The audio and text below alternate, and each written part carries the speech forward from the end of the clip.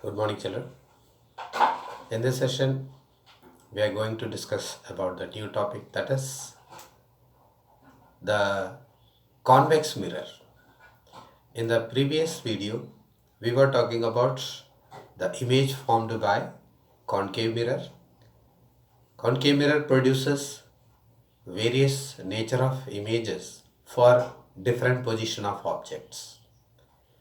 Now, we discuss about the convex mirror. This is the convex mirror. Convex mirror. The convex mirror is drawn like this. Its polished side bent inward. So this mirror will have the points, that is pole, and on the back side, that is on the polished side, we have its focus and center of curvature. Here also we draw this line, that is principal axis, the whole line. Now if we put anything in front of convex mirror, it also forms image. Practically we can see the convex mirror, that is in the spoon. In the last session, I told about a spoon, a highly polished spoon. It's this surface, the surface which bent inward, that act as concave mirror, and the other side act as convex mirror.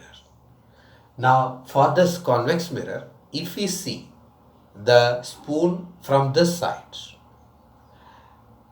you will see the face, you will see your face, and by adjusting the position of that spoon, then your face will be seen by you. For various position, the image is also different, and for this we'll discuss about how this convex mirror forms image.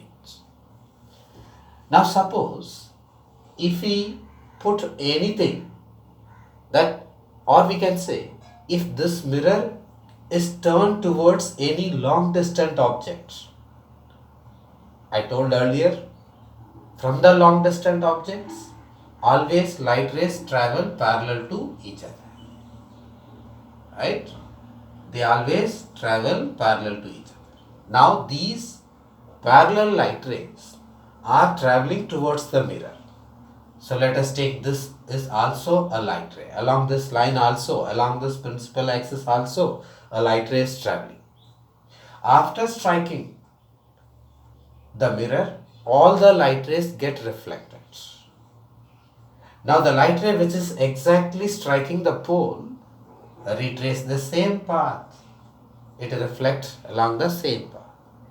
And these two light rays, they reflect on the downward direction. This will reflect in this side, right? And this light ray will reflect in the upward direction. It is reflecting in the upward direction. Now you see, this mirror, convex mirror, is reflecting all the light rays into the same side, but that reflected light rays are diverging. On the other hand, the concave mirror, it was converging all the light rays to a single point.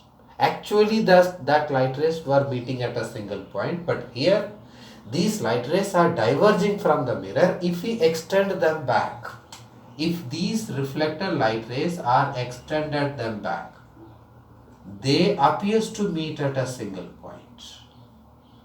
So that means this mirror forms the virtual image because the light rays appears to meet at the back side, that is at the focus. So because of this nature of convex mirror, diverging nature, this mirror, convex mirror, is also known as diverging mirror. It is also known as diverging mirror.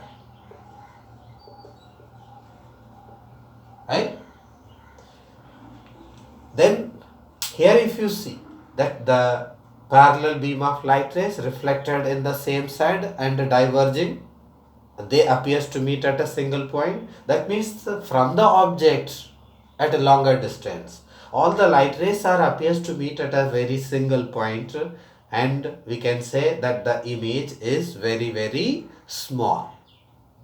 So at this point, that image to which the mirror is turned towards, it may be a building or tree, for that image it forms the image, and this image is virtual. If it is virtual, definitely it is erect. And all the light rays are meeting at a very single point, so the image is highly diminished. It is highly diminished.